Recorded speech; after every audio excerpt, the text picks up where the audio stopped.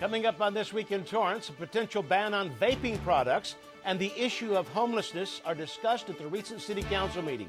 We'll tell you more. Then a one-of-a-kind vintage bike show comes to town. Plus, the Torrance Salvation Army unveils its newest facility that is making music education available to everyone in the community. And the fall season brings one of the best pumpkin patches to town. We'll take you there. These stories and much more just seconds away. Your local news starts right now.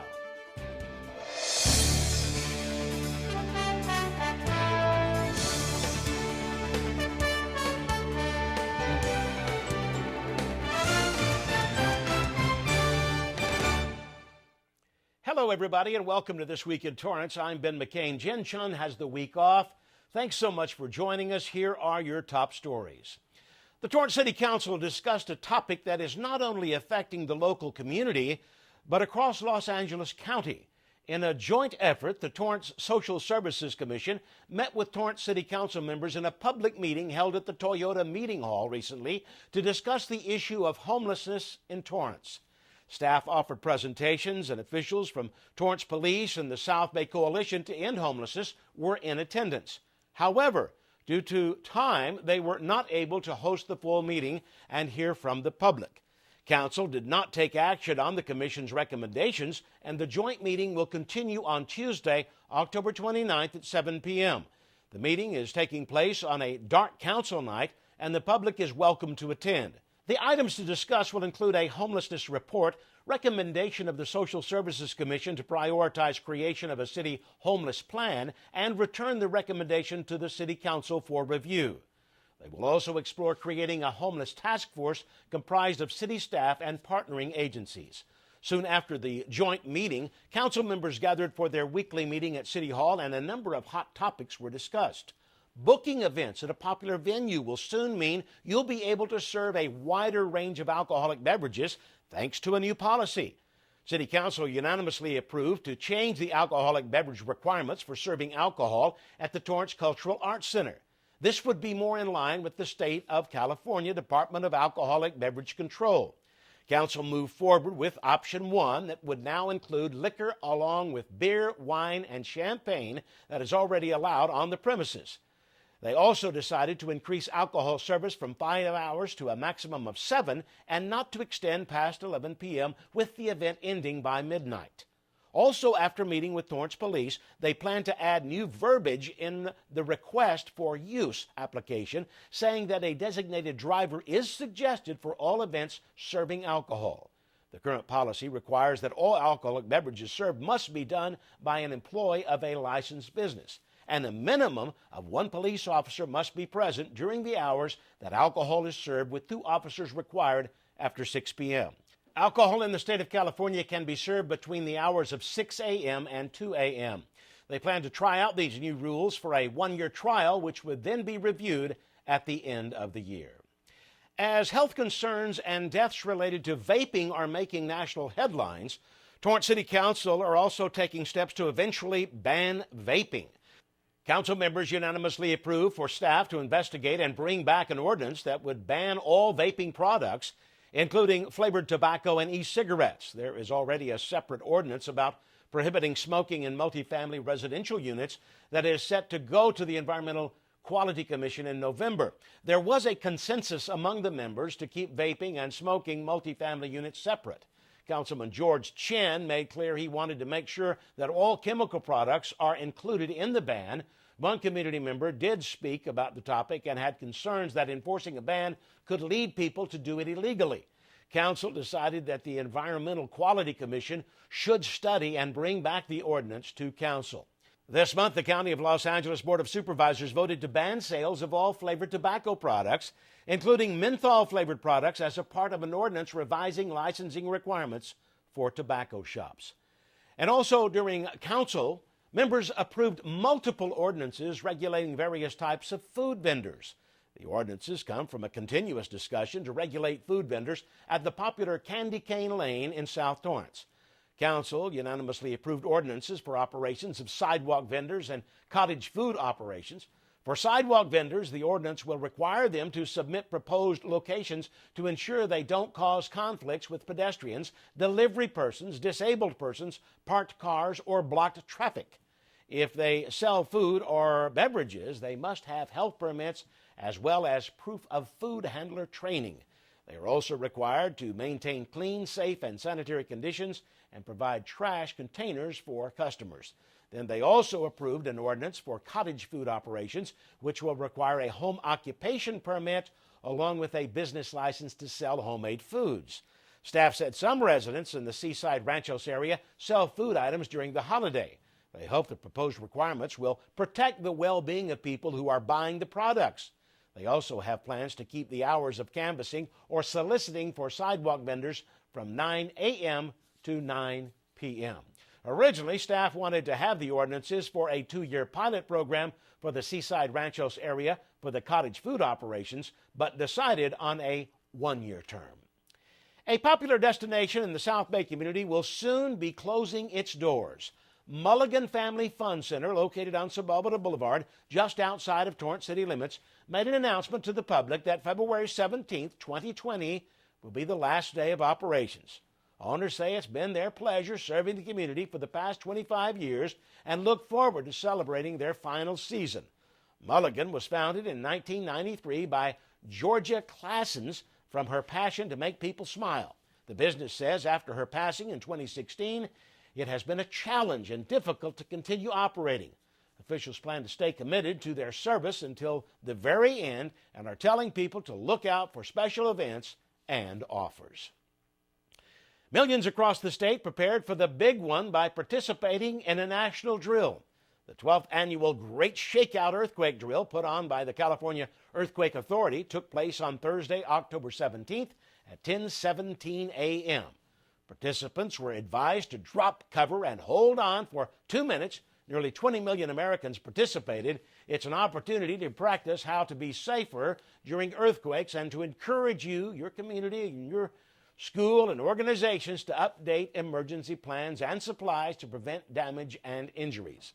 The City of Torrance participated in their annual safety event in a continuing effort to ensure employees understand the immediate actions to take in an event of an earthquake. A program that's helped thousands of South Bay community members find high-paying jobs marked its 24th anniversary with a celebration of its business partners and placed workers. Torrance CitiCABLE reporter Colleen Farrell explains how the South Bay Workforce Investment Board is working to change the lives of its honorees. Don't we all deserve to thrive? LA County Supervisor Mark Ridley Thomas has long been a champion of developing a competitive local workforce. He recently helped bring together key stakeholders to help the South Bay Workforce Investment Board launch a new BioFlex initiative. For his efforts, he received the Esther Williams Award at the board's 24th annual awards ceremony. Los Angeles will become the #1 bioscience, life science sector in the state of California. A partner in creating the initiative, Bachem Industries of Torrance, one of 7 local businesses honored. The Swiss-based biochemical company makes peptides, key ingredients to drugs that fight diabetes, cancer, and infectious diseases. With overseas experience in apprenticeship programs, it helped the board develop and obtain grant funding for the BioFlex initiative, a bioscience apprenticeship program. It will also help Bachem seed its own workforce. It was only because of the partnership with WIB that we were really able to now engage in this. The South Bay Workforce Investment Board provides services at its 4 one-stop career centers. This includes the Torrance One Stop on Ingracia Avenue. It helps local businesses meet hiring goals and provides job seekers with tools such as career counseling, job search skills education, and resources for new skills training. A cross-section of industries and stakeholders were here to celebrate, all beneficiaries of the services the board has provided to the community. Former Navy veteran Dean McCain of Torrance is one of 25 worker honorees. He faced years of unstable employment following his service but recently landed a six-figure welding job thanks to job training. It's definitely the support that they gave, not just the support of helping me with the resumes, helping with those different job opportunities, but just motivating me, and that's what it was. It's a positive energy that got me there. McCabe and Chief Executive Officer Jan Vogel agree. It's a service all job seekers should tap into. Individuals that are looking for a job, individuals that are looking for a better job, individuals that are looking for training, they can come in and they can get it. With its parade of success stories, it's a resource sure to keep the South Bay workforce humming for decades to come. For Torrance City Cable, I'm Colleen Farrell. Thanks, Colleen. Money raised through the awards ceremony will help fund the South Bay Workforce Investment Program's youth programs. A new report ranked Torrance one of the top cities for older adults. The 2019 Senior Living Report from Caring.com ranked the best and worst cities for seniors to live based on health care, housing options, community engagement, transportation, quality of life, and workforce development. Caring also expanded the study to highlight factors driving socioeconomic conditions for older adults. The team spent hours researching 70 factors that were key markers for livability and quality of life. Torrance ranked number 82 out of 302 cities. Census data shows that seniors will outnumber kids by 2035. Caring.com is a leading senior care referral service with family advisors nationwide.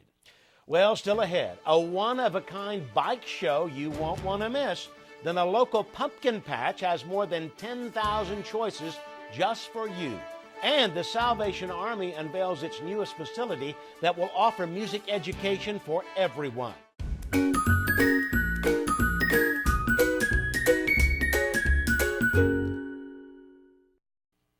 Aspiring police officers had a chance to prove they have what it takes at a unique event. The Torrance Police Department's Explorers came in first place overall at the Battle of the Badges Explorer competition.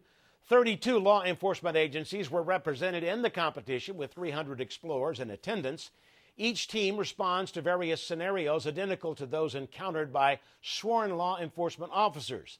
The Torrance Police Explorer program is geared for young adults to provide them actual training and experience to determine if one day they would like to pursue a career in law enforcement. The program is designed to help build character, learn leadership skills, and engage as a team.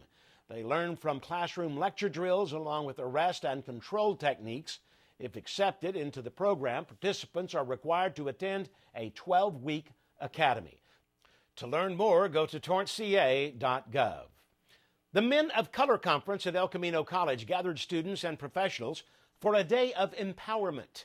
CitiCABLE reporter Jen Marua joined the conference and has the story. An experience for young leaders, the idea of the Men of Color Conference came about thanks to a passionate group of faculty members. Robert Williams, counselor at El Camino College, spoke about the impact of an event like this. Well, I think it's important that we're not empowering them. They have power, right? We're just helping them identify it within themselves. And so if we can provide that to the community, that's what we want to do. We want to give back. Dressing for success, networking for success, dining etiquette, and leadership skills are a few of the things the conference has to offer. Wiley Wilson, a former El Camino College student who is now attending UC Irvine, was at the event last year and has been involved in leadership programs ever since. What I've learned is mainly that it's not just me, it's others around me. It's not about me, really. It's about them. And what I advocate for, how I see is that even if I fail, as long as they succeed, then I've truly succeeded in this life. And I've truly reached my overall goal.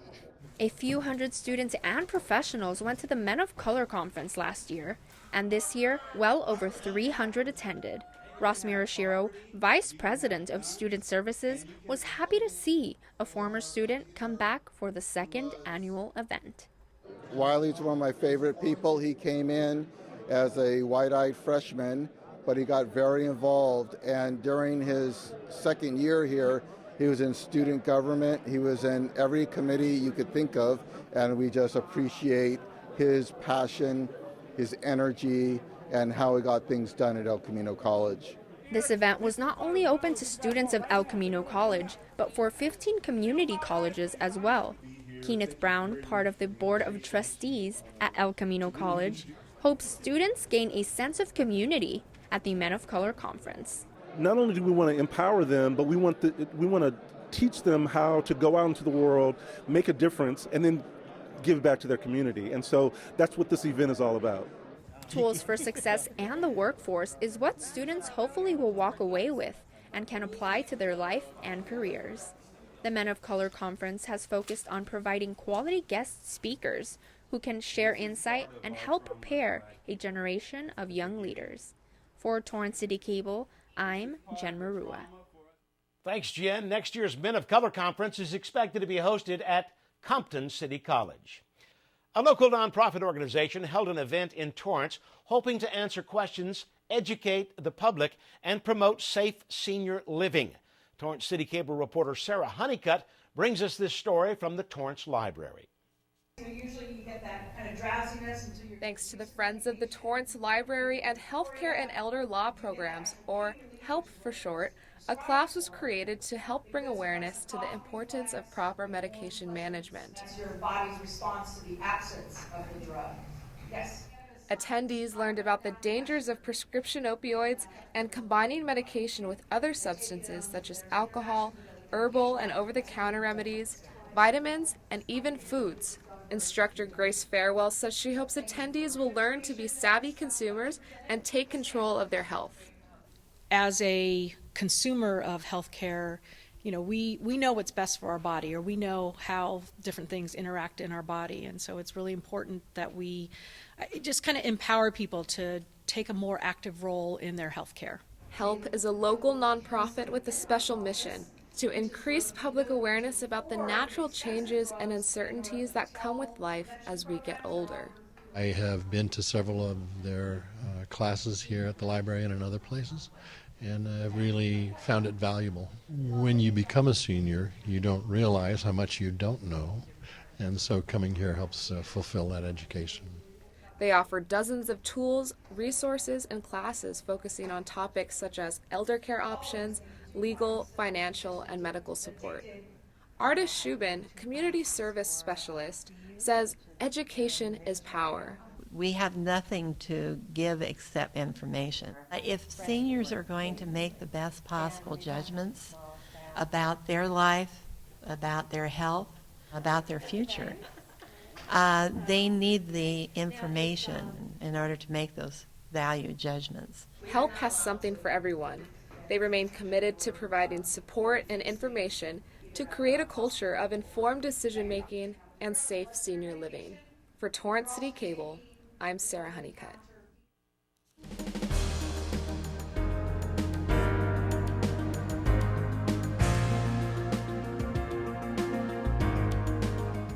After 5 years of construction, the Torrance Salvation Army unveils new facilities that is spreading music education to the South Bay community while meeting a need.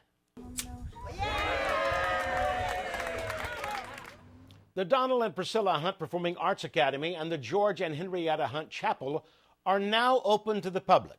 The highly anticipated grand opening brought out city officials and Salvation Army representatives from across the state.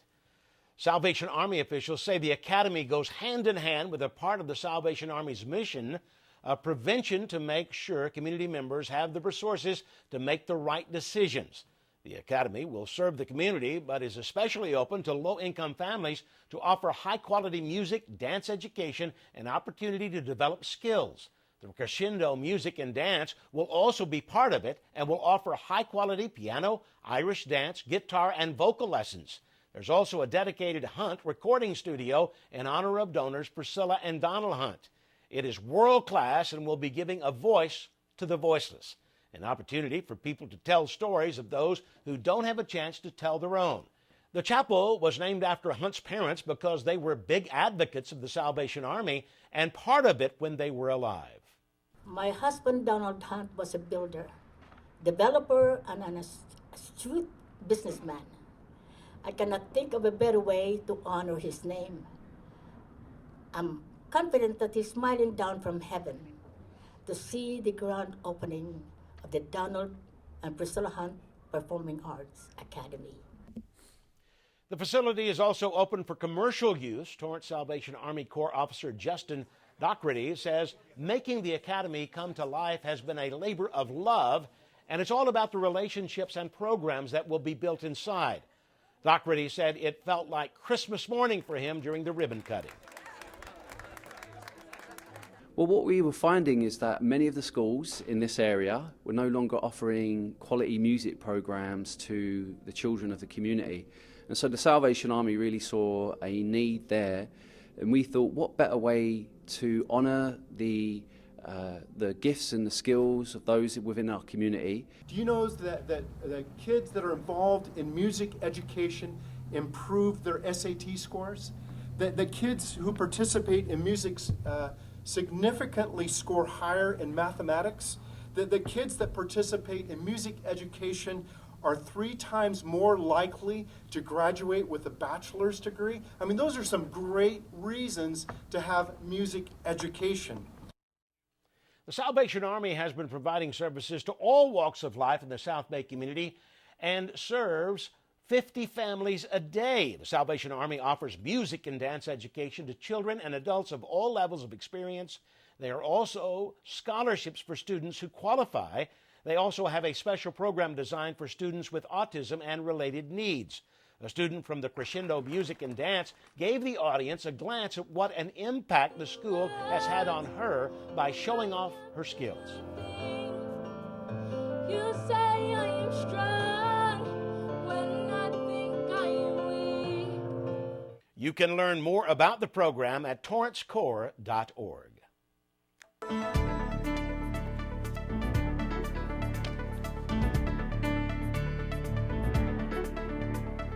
Halloween is just weeks away, and with that, many parents get concerned about candies and healthy eating. Well, registered dietitian, nutritionist Vandana Sheth joins us to talk about how this fun time can be a healthy one and how to prep for it. Vandana, always good to see you. Great to see you, Ben. What can we do about all the sugar that these kids consume around Halloween?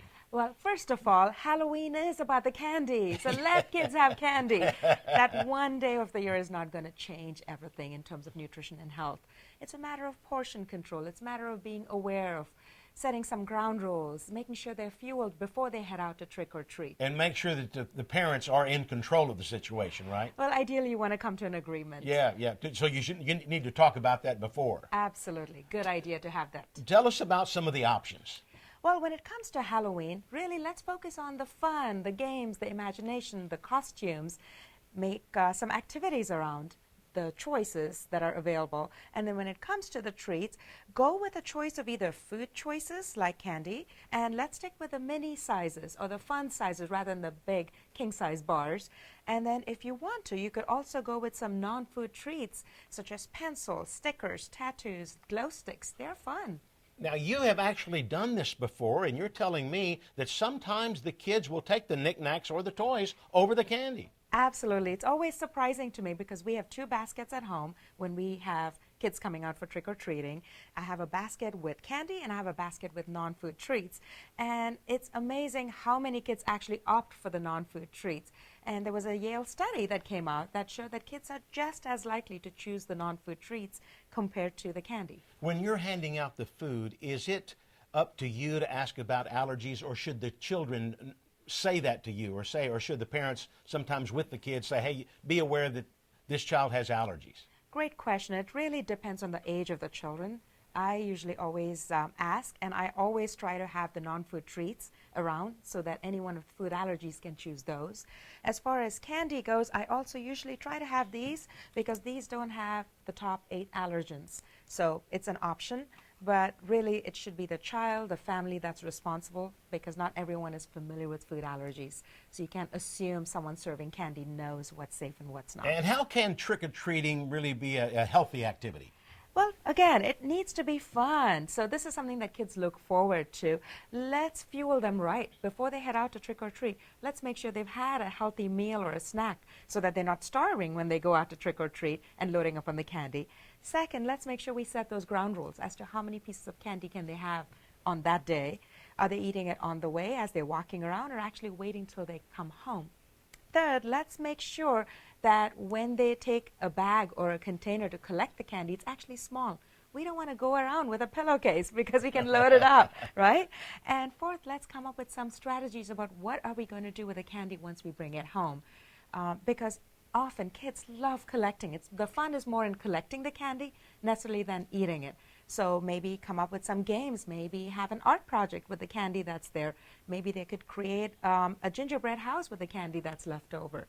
So there are some fun ways to do it. Of course, donate it as well, because you could donate it to a shelter, you could donate it to send it to the troops that are across overseas, so that might be fun ways to donate it. Vandana, always a pleasure having you on the program, and if you folks at home want more information regarding nutrition, go to vandanachef.com.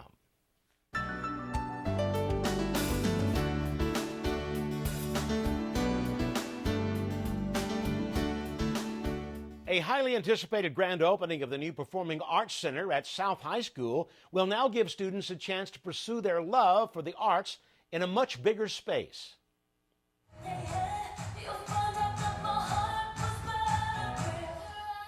There was no better way to show off South High School's state-of-the-art Performing Arts Center than to have various students show off their talents on the new stage. The facility can now fit 500 people. 3 levels of study of jazz music, choir program, and the drill team were given an opportunity to perform for the first time at their new home. Before this facility opened, students would use the cafeteria and black box theater that was built to fit 100 people. The new center will now be home to all the performing arts at the high school, an opportunity to perform and grow their skills. Teachers say they have a CTE pathway where students learn from industry mentors on how to do a job and land one in a professional setting. A lot of my kids I take with me into real-world jobs, and so now that they have a realer, more industry standard experience, it'll be a lot easier to take them to new jobs and say, oh, I've got a kid who knows how to run this and run that and build this, and here you go. This state-of-the-art facility gives our kids not only the stage to perform on, but the tech background, the lighting, the sound, the music, all sorts of pathways for kids. We are so excited for them. They plan to open up the center to the community for various events and make it more accessible. Thanks to voters, nearly $500 million of bonds were passed to bring changes to schools across the district. It's pumpkin patch season, and we've got a great one to tell you about located at the Del Amo Fashion Center. The family-run Tagavi Farms Pumpkin Patch can be found on Hawthorne Boulevard. There are more than 10,000 pumpkins to choose from. Officials from the patch say the best way to pick the right pumpkin is to look for clean, round shapes without any dents. Pick a pumpkin with a firm green stem, and they're more likely to last longer, and make sure your pumpkin sits flat on the ground. The pumpkins at this lot are grown in Stockton, California, and have become a staple at the Southern California region over the years. To make the experience even more special, they have a petting zoo, face painting station, pony rides, and children's activities to make sure it's a memory families won't forget. This is the pumpkin patch that has been around forever. The previous owners, their parents ran it. The kids that were coming around with their parents had been at the same pumpkin patch when they were kids. We had an owner change 3 years ago to 2 amazing, great owners too. And it's just a family pumpkin patch, and we see the kids grow up. They come back year after year. Admission is $2 per person, and children under 2 are free. Well, that does it for us on This Week in Torrance. I'm Ben McCain. Thanks so much for joining us. We'll see you next time.